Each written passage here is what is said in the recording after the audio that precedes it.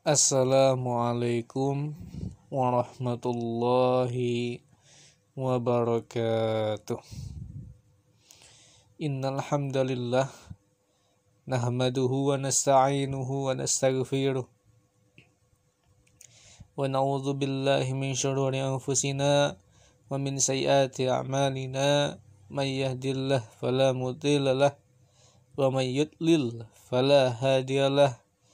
Asyhadu an la ilaha illallah wahdahu la syarikalah wa asyhadu anna sayyidana Muhammadan abduhu wa rasuluh la nabiyya ba'da. Rabbi shrah li sadri wa yassir li amri wahlul 'uqdatam min lisani yafqahu qawli. Amma ba'du. Sahabat subscriber TLD Official serta suara Defabel dimanapun berada, rahimakumullah, semoga senantiasa selalu di dalam rahmat dan lindungan Allah Subhanahu wa taala, dan selalu hati kita ini pasrah kepada Allah. Semua dari Allah, semua juga kembali kepada Allah. Darinya, kembali padanya, pasrah kepadanya, ya, darinya. Tapi yang paling enak kalau nyusun kalimatnya dua ini, ya, darinya kembali kepadanya. Nah, itu pas. Ya, memang semuanya harus dipasrahkan, tapi memang pada hakikatnya kita semua ini ya darinya kembali kepadanya. Kalau kiai saya, Kiai Ali Mustafa itu, kalau tidak salah kalimatnya itu darinya, bersamanya, kembali kepadanya. Darinya, semua itu dari Allah, apapun itu dari Allah, ini itu dari Allah, selamat dari Allah, celaka dari Allah, sakit dari Allah, sembuh dari Allah, nangis dari Allah, ketawa dari Allah, senang dari Allah, susah dari Allah, hidup dari Allah, mati dari Allah, gini dari Allah, gitu-gitu dari Allah, semuanya dari Allah. Kembali kepadanya, semua pasti akan kembali kepada Allah. Semua pasti mati, semua pasti mati, semua pasti kembali. Itu, ya. Ini sejak saya belajar tasawuf, ya. Dulu saya, mungkin yang sudah lama subscribe di channel saya, nggak sampai ke sini pembahasan saya. Alhamdulillah, dengan izin Allah saya belajar tasawuf, ya dikit-dikit lah, walaupun masih belum bisa semuanya. Saya juga masih usaha menerapkan, karena tasawuf ini tidak semua kita bisa menerapkan apa yang telah disampaikan, apalagi masih muda. Nafsu kita masih luar biasa, kita masih tergila-gila dengan wanita, masih tergila-gila dengan dunia. Nah, itulah.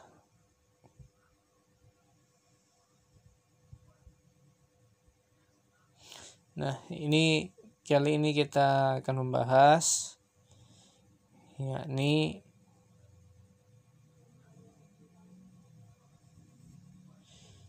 masih membahas tentang, maksud saya kali ini kita akan membahas tentang janganlah anggap Allah itu pelit. Jika kita melakukan yang satu ini, berarti kita menganggap Allah itu pelit kepada kita.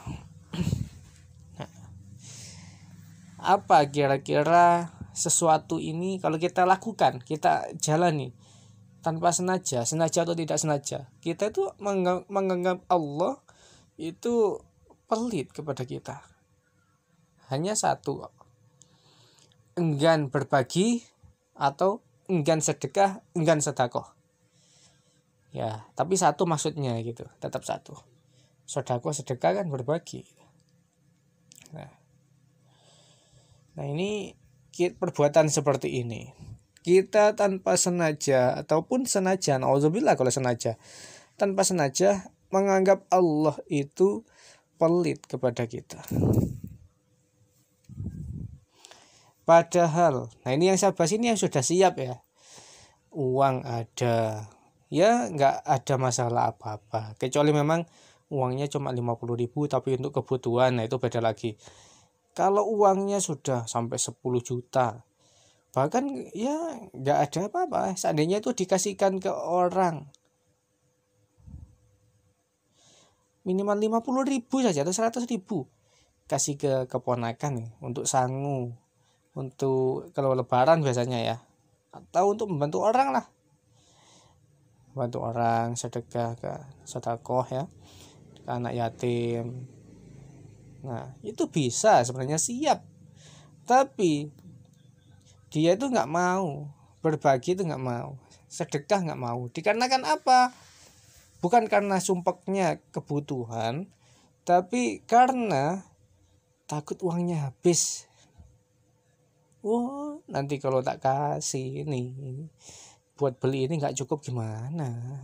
Nah padahal nggak karena kebutuhan gimana masih belum direncanakan, takut nanti kalau buat beli apa-apa nggak cukup, padahal cuma ngasih 50, uangnya 10 juta misalnya.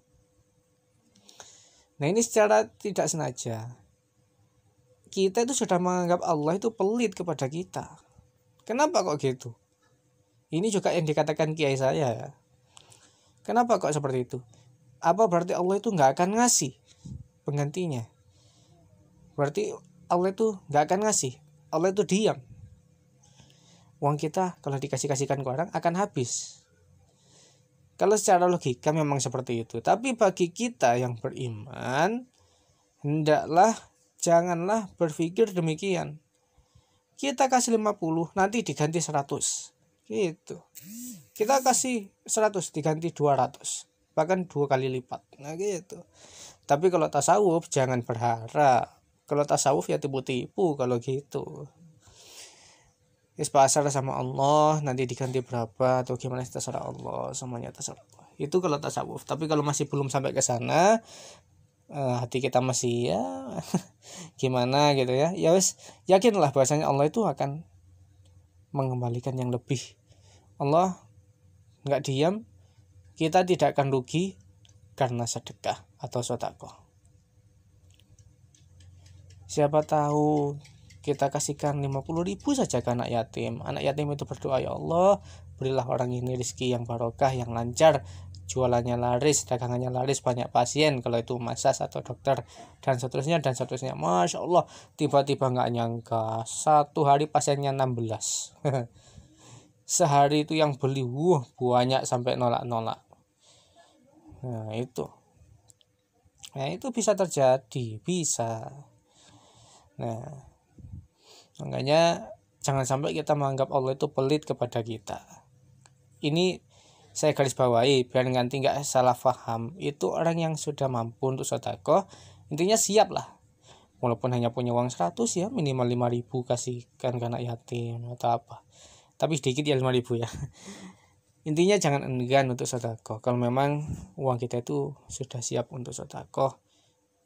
Kalau memang uangnya pas-pasan karena kebutuhan ya beda lagi. Ini saya tidak membahas ke sana. Tapi kalau ya mampu untuk sedekah tapi takut uangnya habis, ya naudzubillah, ya pemikiran seperti itu kita hindari lah ya. Percayalah, kita sebagai orang yang beriman kepada Allah, uang kita nggak akan habis. Yang penting kita mau kerja, mau usaha, dan nanti pasti Allah akan memberi ganti. Entah bagaimana itu jalannya. Begitu ya. Mungkin itu saja yang saya sampaikan. Terima kasih. Mohon maaf atas segala kekurangan. Insya Allah kita bertemu kembali di hari Jumat yang akan datang. Tentunya masih di dalam konten Tunanetra Mengaji bersama saya Tio Aditya Aswaja. Terima kasih. Subhanakallah wa bihamdika. Asyhadu an la ilaha illa anta astaghfiruka wa atubu ilaik. Wallahu muwaffiq lakum thoriq. Assalamualaikum warahmatullahi wabarakatuh.